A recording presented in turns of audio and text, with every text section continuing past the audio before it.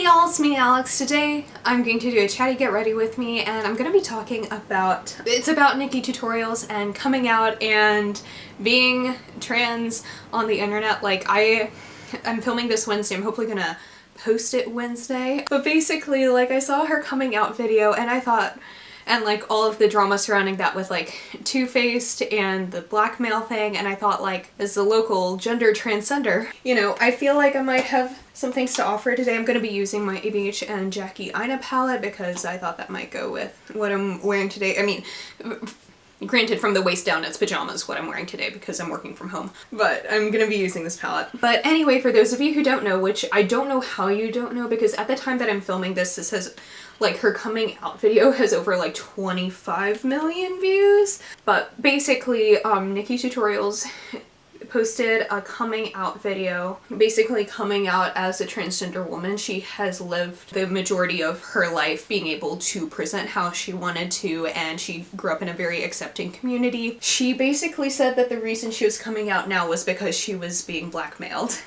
and that someone had threatened to expose her. And so she decided to take matters into her own hands, and I hesitate to say that it was on her own terms because obviously she was being blackmailed, but she took control of her own narrative and spoke on it on her own channel rather than someone else revealing it about her. And there's a lot that's transpired from this. One of the most heartening things is that I feel like, from what I've seen on the internet from the beauty community, is that people have actually been really supportive, which is really heartening because in this day and age where my favorite childhood author is like a literal transphobe, you know, that has to be terrifying for someone who has built that sort of career, you know, to come out and have that experience. And for those of you who don't know, I'm a member of the LGBT community. I am queer.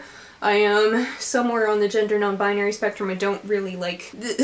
my gender is... And it's not something I delve deep into on my channel because it's not something that I feel like I want to talk about that much, at least not at this point in my life, but I do feel as though that's relevant to me talking about this issue. For one, I think I mentioned this, but I cried during her coming out video because she was just so lovely and honest, and you could tell that she was definitely being very true to herself and her own narrative, and she just kept saying, like, I'm me, I'm Nikki, this whole time. And I was just like sobbing because I was having a hard day yesterday because it was like back to school and like stress, and like that just kind of pushed me to being like extra emotional about it. And I'm really heartened by all of the support that she's gotten from, like I said, the majority of the internet, because we're going to get into the Two-Faced part in a little bit. I think where I have the bit of trouble is that I think some people are trying to spin it into this 100% wholesome coming out story and kind of not necessarily glossing over the fact that she was blackmailed, but rather taking her coming out and the blackmail kind of separately. I don't know if that quite makes sense. They're like celebrating the fact that she is out, which I'm very much like, heck yes, we should celebrate that. But also at that same time, I'm not sure if I've seen as many people processing the very real reality that, like, you know, it is not safe to be transgender. She did not feel as though she could be out, and the only reason she came out was because someone essentially forced her out of the closet.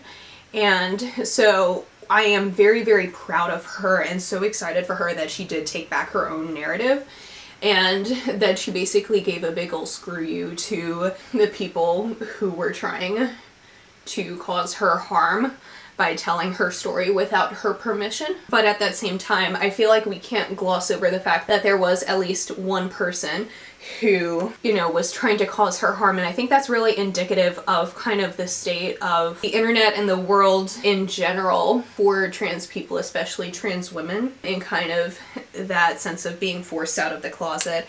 And you never know quite what exactly is going to, you know, ruin your career. Like, what parts of your identity can you reveal? What can you make public without damaging this major part of your life? And I'm so, so happy that she was able to do it and has seemed to have gotten like a pretty good response overall, and that a lot of people in the beauty community are supporting her. But I think it's just the fact that we can't gloss over the fact that someone thought that being trans would be damaging enough to hurt her career that they were threatening to out her and cause harm to her in that way. And I also think that there isn't one right way to come out ever, because I'm thinking also about, like, you know, Nikkietutorials, she kind of built her makeup empire and then she came out, and then there are also people like Nikkie the Dragon who was always out as a trans woman, and she has also built a very successful career for herself. And either way,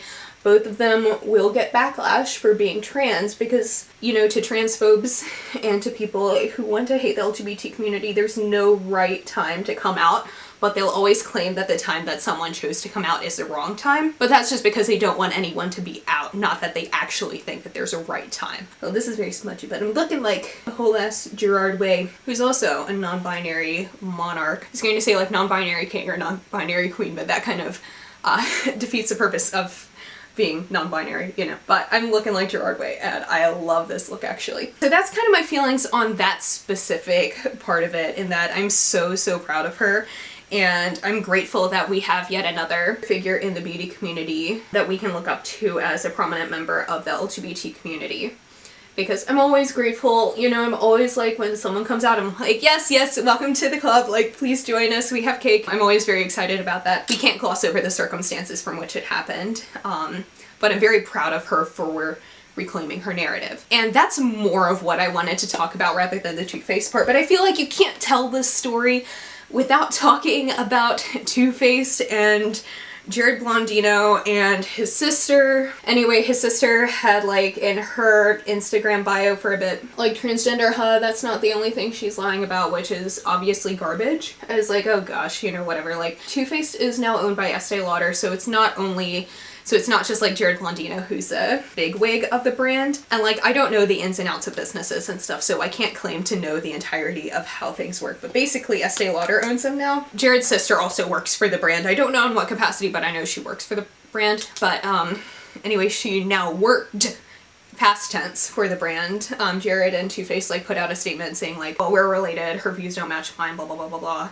And she was ousted from working with the brand, and I struggle as to what I think of Too Faced now because of that, because like, I'm not buying from them, even though I definitely think they made the right move in ousting someone who was obviously very like, that's a hateful ass statement, and you should not be making it no matter what you think of the person when they come out. Like, even if you have beef with that person, maybe that's not the right thing to say in public. Keep that to yourself, keep that to, you know, your after work drinks with friends. Like, that's just not something that I feel like you should be saying. Like, I'm already over Too Faced because of the Rich Lives Matter cake, and like, also their products just really aren't things that appeal to me anymore. So there's just a lot going on there that I don't really approve of. But I also struggle as to whether or not I actually believe that it was Jared who made the decision to get his sister off the brand, or more likely, since it did take a bit longer than anticipated, I think it was probably a lot more that Estee Lauder called him up. It was like, yo, so we own you now, and your sister is ruining our brand image, you need to fire her. And since they own him now, basically, I think they had a lot more to do with it than his own personal feelings about it. Like, I'm glad that he said like, oh, we support Nikkie and her coming out. Now that's what I call basic human decency. Volume 52. Because you should. Like, I know they've had their problems in the past with like them screwing her over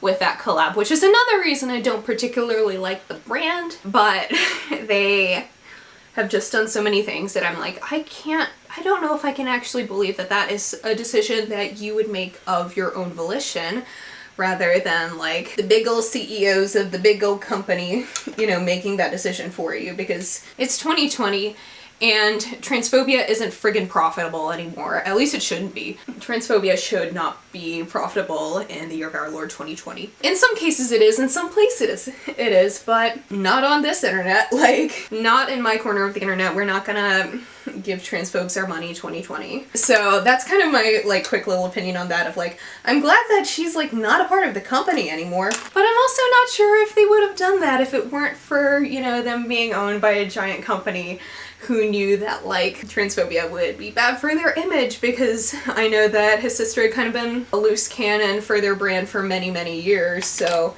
if they didn't stop her before, who's to say that they would have stopped her of their own volition now. But maybe it's also that Too Faced has recognized that they've done too many like scandalous things and they needed to actually slow down. And Jared, I hate being skeptical because I want to believe that everyone has a change of heart and that the world is just magical and unicorns and people can change.